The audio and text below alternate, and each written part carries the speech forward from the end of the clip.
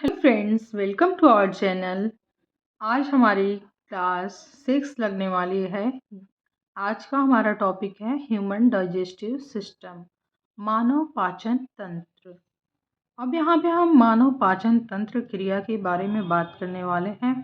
Process of human digestive system वे जटिल भौतिक एवं रासायनिक प्रक्रियाएं जिनके द्वारा जटिल एवं अघुलनशील भोज्य कणों को सरल घुलनशील एवं अवशोषण योग्य भोजन कणों में परिवर्तित किया जाता है, पाचन कहलाता है। जैसे कि जटिल अणुओं से सरल अणुओं में बदलने के लिए, ताकि हमारा शरीर उसे ग्रहण कर सके। जो हमारी पाचन प्रक्रिया होती है वो 5 इसमें पूरी होती है: अंतर्ग्रहण, पाचन, अवशोषण, स्वांगीकरण और मल परित्याग्य।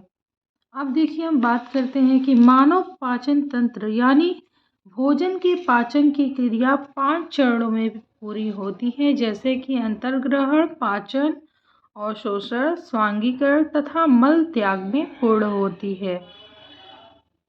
मनुष्य के पाचन तंत्र में आहार नाल और सहयोगी ग्रंथियां होती हैं। देखिए, जो हमारा मनुष्य का पाचन तंत्र होता है उसमें आहार नाल और उससे जो सहयोग करने वाली ग्रंथियां होती हैं, जैसे कि आहार नाल, मुख गुहा, ग्रसनी, ग्रसिका, अमाशय, क्षुद्रांत और छोटी आंत और वृहद दांत, जिसको बड़ी आंत बोलते हैं, मलाशय और मल द्वार से बनी होती हैं। ये कहाँ कैसे बनी होती हैं? मलाशय और मल द्वार से बनी होती हैं। अब देखिए, वहाँ पे सहयोगी, अब यहाँ पे सहायक पाचन ग्रंथियों में लार ग्रंथि, यकृत और अग्नाशय हैं। अब देखिए, हमारा मुख गुहा में पाचन, डाइजेशन इन बक्कल कैविटी। मुख के अंदर मतलब मुंह के अंदर जो दांत होते हैं हमारे, वो क्या करते हैं? भोजन को चबाते हैं। और जीभ, हमारी जिह्वा जो होती है वो क्या है? स्वाद को पहचानती है। हमें टेस्ट कहाँ से मिलता है किसी भी भोजन का? तो जीभ से। और भोजन को लार के साथ मिलाकर इसे अच्छी तरह से चबाने के लिए सुगम बनाती है। जब भी हम भोजन अपने मुंह में डालते हैं तो हमारे मुंह में लार का स्रावण होता है और वो लार भोजन से मिक्स होकर अच्छी तरह से जैसे लार जब मिक्स हो जाएगी तो वो चबाने में आसानी हो जाती है। लार में उपस्थित टाइलिन या एमाइलेज एंजाइम स्टार्च पर कार्य करता है और स्टार्च को माल्टोज शर्करा में अपघटित कर देता है तथा माल्टोज एंजाइम माल्टोज शर्करा,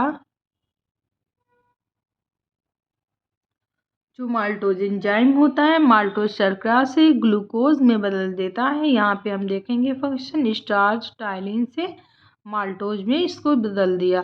मनुष्य के ऊपरी व निचली जबड़ों में कुल कितने दांत होते हैं? 32 दांत होते हैं। तो ये भी क्वेश्चन बीच बीच से पूछता है। और मनुष्य के दांत जो होते हैं वो गर्तदंती थियोडोंट और द्विवारदंती डाइफायोडोंट तथा विषम दंती हेट्रोडोंट 3 प्रकार के होते हैं। मनुष्य के दांत, देखिए क्वेश्चन है, मनुष्य के दांत कितने प्रकार के होते हैं? तो मनुष्य के दांत 3 प्रकार के होते हैं। और मनुष्य के मुख में कुल कितने दांत पाए जाते हैं? तो कुल 32 दांत होते हैं। और 3 प्रकार के अगर नाम पूछता है तो गर्तदंती थियोडोंट, द्विवारदंती डाइफाइडोंट तथा विषम दंती हेट्रोडोंट 3 प्रकार के होते हैं। मनुष्य के जबड़े में 2 कृंतक, 1 रदनक। मनुष्य के जबड़े में कितने? 2 कृंतक और 1 रदनक, 2 अग्रचर्णवर्णक तथा 3 चवर्णक दांत पाए जाते हैं। देखिए, बहुत ही इम्पोर्टेंट पॉइंट है। मनुष्य के जबड़े में 2 कृंतक दांत और 1 रदनक और 2 अग्रचर्णक तथा 3 चवर्णक दांत पाए जाते हैं। यहाँ पे देखिए, मनुष्य का दंत सूत्र है। ये टोटल मिला के कितने होते हैं? 32 हमारे होते हैं। अब बात करते हैं जीभ की। जीभ हमारी मुख गुहा के निचले भाग पर स्थित एक मोटी मांसल रचना होती है। जिसकी ऊपरी सतह पर कई छोटे छोटे अंकुर पैपिली होते हैं, जिन्हें स्वाद कलियां टेस्ट बड्स कहते हैं। जीभ के अग्रभाग से मीठे स्वाद का, पश्च भाग से जो जीभ का अग्र मतलब आगे का भाग होता है, उससे हमें मीठे का स्वाद होता है। देखिए, जीभ भी जो है ना, एक ही जगह से सभी प्रकार के स्वाद प्राप्त नहीं होते, हमें अलग अलग जगहों से अलग अलग प्रकार के स्वाद का, जैसे कि जीभ के अग्रभाग से मीठे का स्वाद, और पश्च भाग बोले तो पिछला भाग जो हमारा होता है, उसे कड़वे स्वाद का, तथा बगल के भाग से, देखिए ये हमारी जैसे कि जीभ है, यहाँ पे मैं बना रही हूँ, जैसे कि ये हमारी जीवा है, ठीक है। तो ये हमारा जो अग्रभाग है, ये क्या है, मीठे का स्वाद होता है, और पश्च भाग पीछे के भाग से कड़वे का स्वाद, और जो हमारा ये साइड का होता है, उससे बगल के भाग से खट्टे का स्वाद होता है। खट्टेपन का स्वाद हमें साइड से मिलता है, जीवा के साइड से। ये आपको होप कंफर्म हो गया होगा। ये तो मैं अभी ऐसे नोट्स के द्वारा बता रही हूँ। अभी इसी वीडियोज़ में मैं आपको मतलब अपने लफ्ज़ों में, अपने शब्दों में ये पूरा मानव पाचन तंत्र एक्सप्लेन करूँगी। टाइलिन एंजाइम के कारण भोजन के स्वाद में मिठास आ जाती है। देखिए, यहाँ पे क्वेश्चन पूछ सकता है कि किस एंजाइम के कारण भोजन के स्वाद में मिठास आ जाती है। तो टाइलिन, देखिए टाइलिन जो एंजाइम होता है, उसके कारण हमारे भोजन में मिठास आ जाती है। आमाशय में पाचन, डाइजेशन इन स्टोमक। मुख गुहा से लार से सना हुआ भोजन, जैसे हम भोजन मुंह में एंटर करते हैं, तो जैसे ही एंटर करते हैं तो लार का श्रावण होता है, और भोजन और वो लार क्या है, एक दूसरे से मिक्स हो जाती है, तो भोजन को निगलने में आसानी होती है। तो सना हुआ भोजन निगल द्वार के द्वारा जब भोजन सन जाता है, तो वो क्या होता है, ग्रास नली यानी कि ओइसोफेगस में पहुंच जाता है, जहां से क्रमाकुंचन की प्रक्रिया द्वारा ग्रास नली से ओइसोफेगस से आमाशय में भोजन परंतु पहुंचता है। देखिए, पहले क्या होता है, हमारे ओइसोफेगस में भोजन पहुंचता है, फिर वहां से जो प्रक्रियाएं होती हैं, वहां से होकर भोजन आमाशय में डायरेक्ट पहुंच जाता है।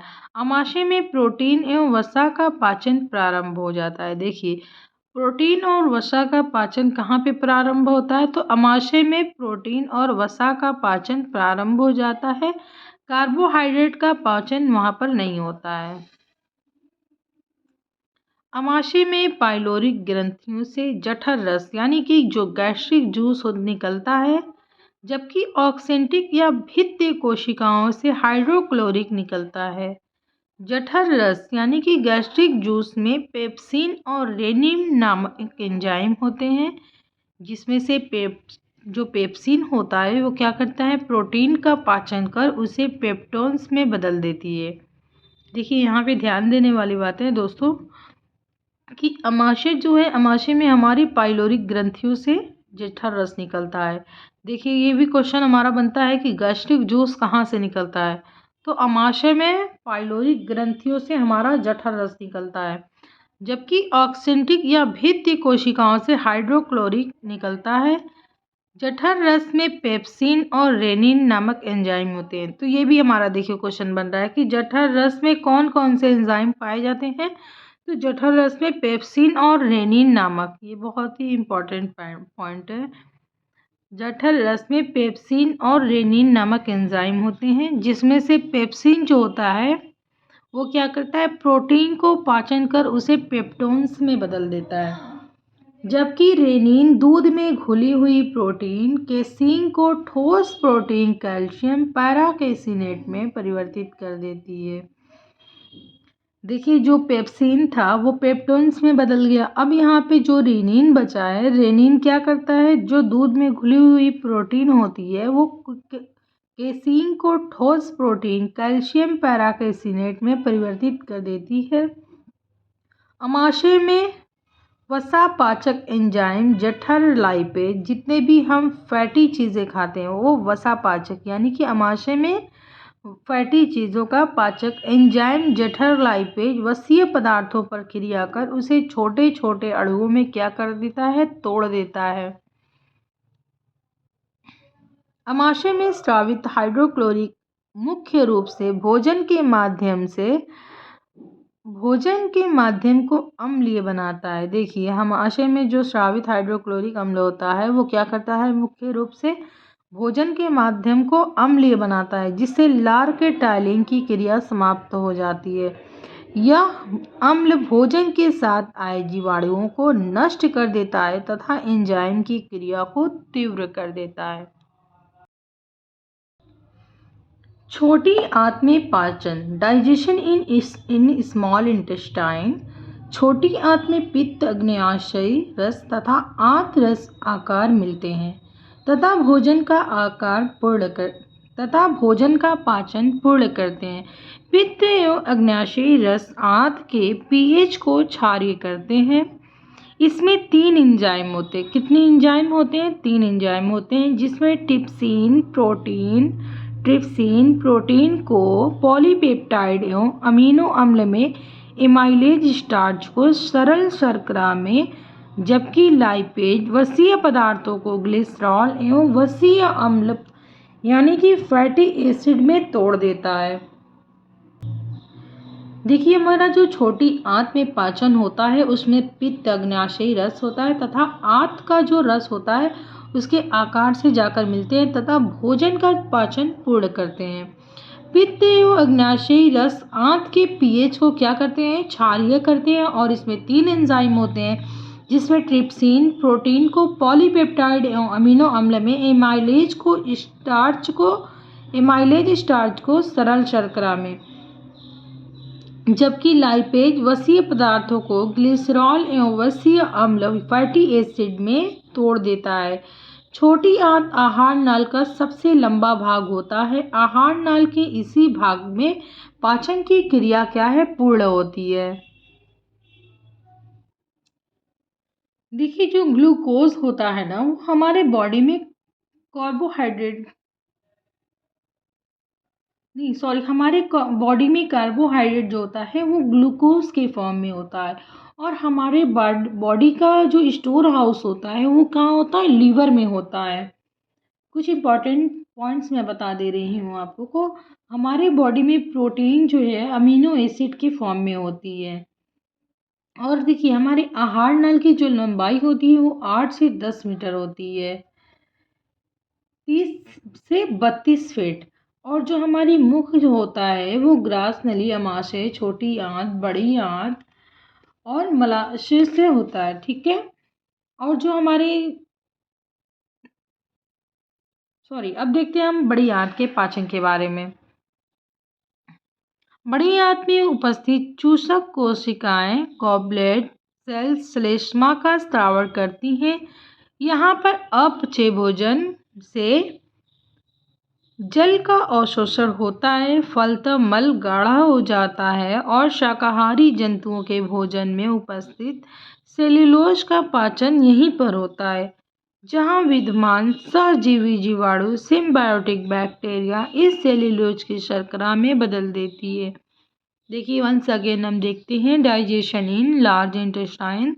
जो हमारी बड़ी आंत होती है उसमें उपस्थित चूसक कोशिकाएं गॉबलेट सेल्स जिसे बोलते हैं श्लेष्मा का स्राव करती हैं। यहाँ पर जो अपचय भोजन मतलब जिन भोजन का पाचन नहीं हुआ होता है वो क्या करते हैं, भोजन से जल का अवशोषण करते हैं। और वो जब भोजन से जल का अवशोषण कर लेंगे तो जो मल होगा वो क्या होगा, गाढ़ा हो जाएगा और शाकाहारी जो जंतुओं के भोजन में उपस्थित सेलुलोज का पाचन यहीं पर होता है, जहाँ विद्यमान मतलब जो उपस्थित सजीवी जीवाणु होते हैं इस सेल्यूलोज की शर्करा में बदल देते हैं। पचे हुए भोजन का अवशोषण एवं स्वांगीकरण। इस पूरी एक वीडियो में हम ह्यूमन डाइजेस्टिव सिस्टम के बारे में एक एक पॉइंट, कोई भी पॉइंट इंशाल्लाह आपका छूटेगा नहीं, एक एक पॉइंट के बारे में हम बात करेंगे। पचे हुए भोजन का अवशोषण एवं स्वांगीकरण, absorption and assimilation of digestion food. छोटी आंत में ही पचे भोजन का अवशोषण मुख्य रूप से होता है। जो हमारा पचा हुआ भोजन होता है उसका अवशोषण कहाँ होता है? छोटी आंत में होता है। छोटी आंत की सतह पर अंगुलीनुमा मतलब उंगली के आकार का उभार पाया जाता है, जिन्हें आंत रसांकुरों इंटेस्टाइनल विली कहते हैं। इन्हीं रसांकुरों पर रुधिर कोशिकाएं और लिम्फ वाहिनियों का जाल बिछा होता है। जो हमारी इंटेस्टाइनल विली होती है उस पर क्या है? हमारे ब्लड सेल्स और लिम्फ वाहिनियों का जाल बिछा हुआ होता है, जो पचे भोजन के अवशोषण में सहायक होती है। रुधिर कोशिकाओं से ग्लूकोज तथा अमीनो अम्ल का अवशोषण, जबकि वसा अम्ल एवं जिसे ग्लिसरॉल का अवशोषण लसिका यानी लिम्फ द्वारा होता है। अब देखिए अपचे भोजन का बहिष्करण, इजेशन ऑफ इनडाइजेस्टेड फूड। बड़ी आंत में जल का अवशोषण होने के बाद शेष बचा अपचित भोजन मलाशय के माध्यम से मल द्वार द्वारा बाहर निकल जाता है। अंततः इसी प्रक्रिया के साथ पाचन की क्रिया हमारी समाप्त होती है। हमने देखा था ना कि 5 चरणों में पूर्ण होती है। मल द्वारा क्या है? ये सारे जो हमारे अपचे भोजन होते हैं वो क्या होते हैं? बाहर निकल जाते हैं। अब देखिए पाचन से संबंधित कुछ ग्रंथियों के बारे में हम बात करते हैं। ग्लैंड्स रिलेटेड टू डाइजेशन, जैसे कि लार ग्रंथि। लार ग्रंथि सलाइवरी ग्लैंड 3 जोड़ी। अधोजिह्वा ग्रंथि सबलिंगुअल ग्लैंड्स, जिह्वा के दोनों ओर एक एक होते हैं। देखिए एक क्वेश्चन मुझे याद आ गया है, जैसे कि ऐसे ग्लैंड जो हार्मोन्स बनाते हैं। क्वेश्चन अगर पूछता है कि ऐसे ग्लैंड जो हार्मोन्स बनाते हैं उनके नाम बताएं, तो एंडोक्राइन ग्लैंड हमारा होगा अंतःस्रावी ग्रंथियां। और देखिए ये भी क्वेश्चन पूछता है माउथ की सबसे बड़ी ग्रंथि कौन सी है? तो लार ग्रंथि। हमारी सबसे बड़ी ग्रंथि कौन सी है? लार ग्रंथि पैरोटिड। ये बहुत ही इंपॉर्टेंट क्वेश्चन है, आप इसको नोट ज़रूर कर लीजिएगा। अब देखिए हमारा है अधोजंब ग्रंथि सब मैक्सिलरी ग्लैंड। निचले जबड़े के मध्य में मतलब जबड़े के नीचे के पार्ट में हमारे एक एक होते हैं। अब देखिए कर्णपुर ग्रंथि पैरोटिड ग्लैंड। कणों के नीचे दोनों ओर एक एक होती हैं। लार में लगभग 99% जल, लगभग 1% एंजाइम होते हैं। इसमें टाइलिन एवं लाइसोजाइम नामक एंजाइम होता है। लार के कुछ तत्व जैसे देखिए लैड शीशा जिसे पीबी बोलते हैं, मर्करी Hg व आयोडाइड I2 का स्रावण करती है। अब बात करते हैं यकृत लीवर के बारे में। देखिए सबसे बड़ी ग्रंथि है। मनुष्य में इसका भार लगभग 1.5 किलोग्राम होता है। यहाँ पे भी क्वेश्चन पूछा मनुष्य के यकृत का भार कितना होता है? तो लगभग 1.5 किलोग्राम होता है। यकृत के शिरापात्रों सिनुसॉइड्स में कुफर कोशिकाएं पाई जाती हैं जो मृत RBCs व जीवाणुओं का भक्षण करती हैं। यकृत के कार्य। Function of liver. यकृत क्या करता है? पित्त का स्रावण करता है, जो पित्ताशय में गॉल ब्लैडर में संचित होता है उसका संग्रहण करता है, तथा ग्लाइकोजन हिपैरिन फाइब्रिनोजन तथा प्रोथ्रोम्बिन का स्रावण करता है। यकृत प्रोटीन उपापचय में भाग लेता है, जिसके फलस्वरूप अमोनिया यूरिया आदि उत्पन्न होते हैं। यकृत अमोनिया को यूरिया में बदल देता है, यूरिया का संश्लेषण करता है तथा विटामिन A तथा D तथा B12 का निर्माण करता है। अमीनो अम्लों का डीएमिनेशन तथा विषैले पदार्थों का विसरण डिटॉक्सिफिकेशन करता है। फैगोसाइटोसिस क्रिया द्वारा जीवाणुओं का भक्षण करता है। जो फैगोसाइटोसिस क्रिया होती है उससे क्या होता है? हमारे जीवाणुओं का भक्षण हो जाता है, यानी जीवाणु क्या है? सारे खत्म हो जाते हैं। भ्रूणावस्था में लाल रुधिर राणुओं का निर्माण करता है, रेड ब्लड का निर्माण करता है। अब देखिए अग्नाशय, जिसके वीडियोस मैंने बना दिए, डिस्क्रिप्शन में मैंने इसका लिंक मैं ज़रूर दे दूँगी। और कि हमारी ह्यूमन डाइजेस्टिव सिस्टम की पार्ट 1 मेरी वीडियो है। अब पार्ट 2 में हम अपने अपने लैंग्वेज में बात करेंगे, जैसे कि हम इसको एक स्टोरी के रूप में जानेंगे कि ह्यूमन डाइजेस्टिव सिस्टम कैसे और कब पूर्ण होता है। अगर वीडियो पसंद आई हो तो प्लीज़ लाइक करना, शेयर करना और मेरे चैनल को सब्सक्राइब ज़रूर करना।